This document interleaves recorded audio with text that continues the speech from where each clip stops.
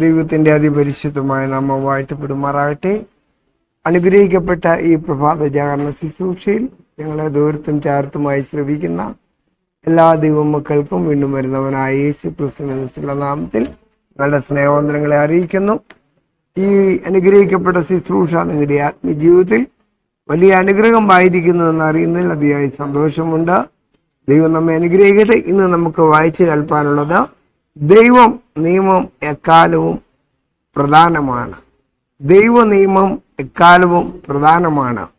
അതിൻ്റെ മനപ്പാഠവാക്യം തന്നിരിക്കുന്നത്, ആകയാൽ നിങ്ങൾ എൻ്റെ വാക്ക് കേട്ട് അനുസരിക്കുകയും എൻ്റെ നിയമം പ്രമാണിക്കുകയും ചെയ്താൽ നിങ്ങൾ എനിക്ക് സകല ജാതികളിലും വെച്ച് പ്രത്യേക സമ്പത്തായിരിക്കും. ഭൂമിയൊക്കെയും എനിക്കുള്ളതല്ലോ. നിങ്ങൾ എനിക്ക് ഒരു പുരോഹിത രാജ്യത്വവും വിശുദ്ധ ജനവുമാവും. പുറപ്പാട് പുസ്തകം 19-ാം അധ്യായം 5-6 വാക്യങ്ങൾ. നമുക്കറിയാം നിയമം എന്തിനാണ് നിയമം നൽകപ്പെട്ടതെന്ന് നമുക്ക് ആമുഖമായി നോക്കുമ്പോൾ കാണുവാൻ കൊണ്ട് സാധിക്കും. ജനം ശരിയായ തത്വസംഹിതകളെ തിരിച്ചറിഞ്ഞുകൊണ്ട് ദൈവത്തിന്റെ പന്താവലിലൂടെ സഞ്ചരിക്കണമെന്ന് ദൈവം ആഗ്രഹിച്ചതുകൊണ്ട് യഥാർത്ഥമായ ഒരു സുതാര്യ ജീവിതം ഈ ലോകത്തിൽ നയിക്കുവാൻ നിയമം അനിവാര്യമാണെന്ന് നമുക്ക് കാണുവാൻ തക്കോണം സാധിക്കും. ഇവിടെ ദൈവത്തിന്റെ നന്മയുടെ വ്യക്തമായ വെളിപ്പെടുത്തലാണ് ഒരു ഉടമ്പടി നിയമം എന്ന് പറയുന്നത്. കാരണം മനുഷ്യൻ അധാർമികമായി ദൈവത്തിൽ നിന്ന് അകന്നു പോകുമ്പോൾ, ദൈവത്തിൽ നിന്ന് അകന്നു പോകുവാനുള്ള സാധ്യതകൾ ഏറെയാകുമ്പോൾ മനുഷ്യനെ ശരിയായ ദിശയിൽ മാറ്റിയെടുക്കുവാൻ വളരെ അത്യന്താപേക്ഷിതമാണ് നിയമം എന്ന് പറയുന്നത്. നമുക്കറിയാം, ഇസ്രായേൽ മരുഭൂമിവാസത്തിൽ ആയിരുന്നപ്പോൾ അവരുടെ പ്രയാണ കാലഘട്ടത്തിലൊക്കെയും പലപ്പോഴും ദൈവത്തെ ദുഃഖിപ്പിക്കുകയും കോപിപ്പിക്കുകയും ചെയ്യുന്നതായ അനുഭവം അവരുടെ ജീവിതത്തിൽ ഉണ്ടാകുവാൻ കൊണ്ട് കാരണമായി തീർന്നു.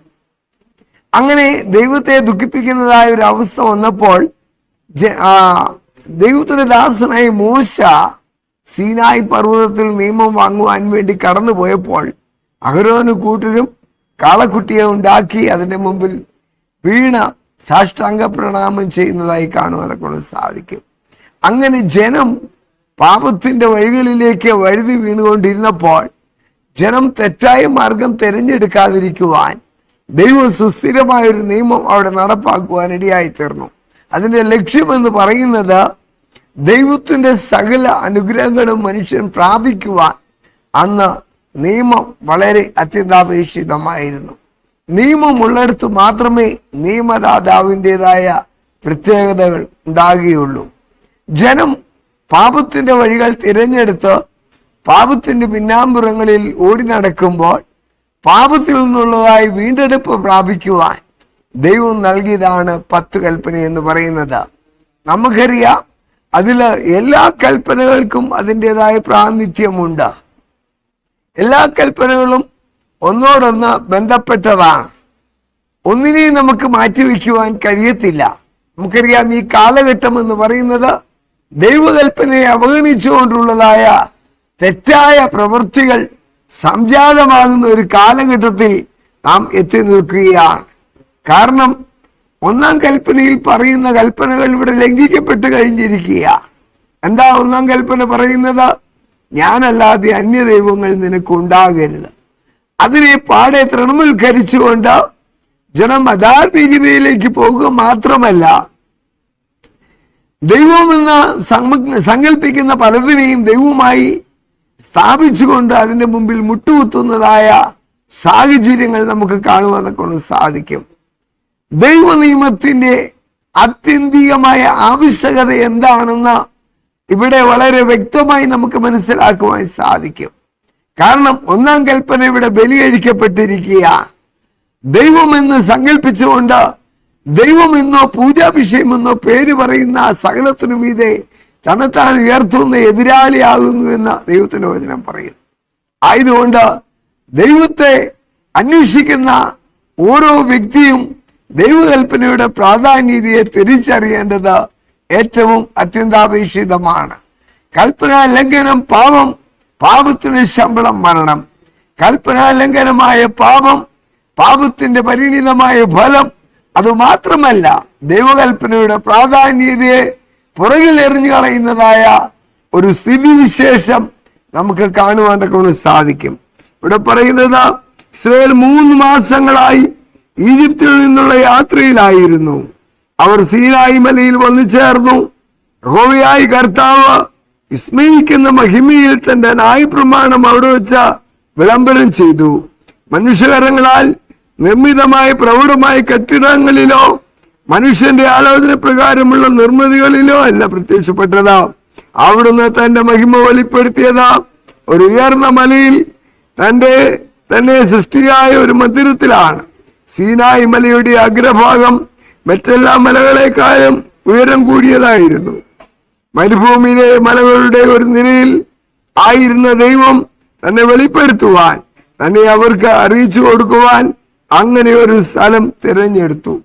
ഈ പകൽക്കാലം നാം ഓർക്കേണ്ടതാ ദൈവകൽപ്പനയുടെ ആവശ്യകതയെ തിരിച്ചറിഞ്ഞുകൊണ്ട്, ദൈവകൽപ്പനയുടെ മൂല്യതയെ തിരിച്ചറിഞ്ഞുകൊണ്ട് ദൈവകൽപ്പന പ്രകാരം നാം കാര്യങ്ങൾ ക്രമീകരിക്കേണ്ടത് ഏറ്റവും അത്യന്താപേക്ഷിതമാണ്.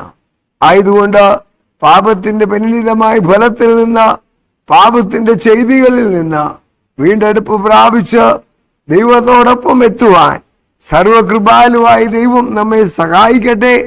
ദൈവകൽപ്പനയും യേശുവിനുള്ള വിശ്വാസവും കാത്തുകൊള്ളുന്ന ആ വിശുദ്ധന്മാരുടെ സഹിഷ്ണുതയോടെ ഈ ഭൂമിയിൽ ജീവിപ്പാൻ എല്ലാ നല്ല അനുഗ്രഹങ്ങളും ദൈവം ചൊരിയട്ടെ എന്ന് ആത്മാർത്ഥമായി പ്രാർത്ഥിച്ചുകൊണ്ട് ഞാൻ എൻ്റെ വാക്കുകൾക്ക് വേഗത്തിൽ വിരാമം കുറിക്കുന്നു. ദൈവം നമ്മെ അനുഗ്രഹിക്കുമാറാകട്ടെ. ആമേൻ. അനുഗ്രഹിക്കപ്പെട്ട ഈ പ്രഭാതം നമുക്കൊരു വാക്ക് പ്രാർത്ഥിക്കാം. നിത്യനും മഹാപരിശുദ്ധനും സ്നേഹസമ്പൂർണനുമായിരിക്കും ദൈവമേ, അവിടുത്തെ കരങ്ങളിൽ അടികൾ കടന്നു വരുന്നു. അവിടുത്തെ സന്നിധാനബോധത്താൽ അടികളെ നിറയ്ക്കണം.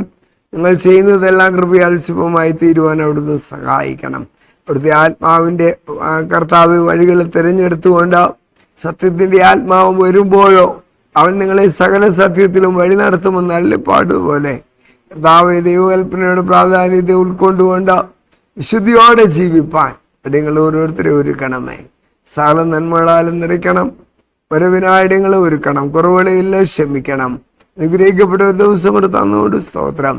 യേശു ക്രിസ്തുവിന്റെ വലിയേറിയ നാമത്തില് ഏറ്റവും താഴ്മയടികൾ അപേക്ഷിക്കുമ്പോൾ കരുണയുള്ള ദൈവമേ, കൃപയോടെ യാചന കേൾക്കുമാറാകണമേ. ആമേൻ. അനുഗ്രഹിക്കപ്പെട്ട ഒരു പ്രഭാതം കൂടി ഈ പ്രഭാതത്തിൽ നേർന്നുകൊണ്ട് നിങ്ങളെല്ലാവരെയും ദൈവം അനുഗ്രഹിക്കട്ടെ എന്ന് ആത്മാർത്ഥമായി പ്രാർത്ഥിച്ചുകൊണ്ട് ഞാൻ എൻ്റെ വാക്കുകൾക്ക് വേഗത്തിൽ വിരാമം കുറിക്കുന്നു. ദൈവം നമ്മെ അനുഗ്രഹിക്കുമാറാകട്ടെ. ആമേൻ.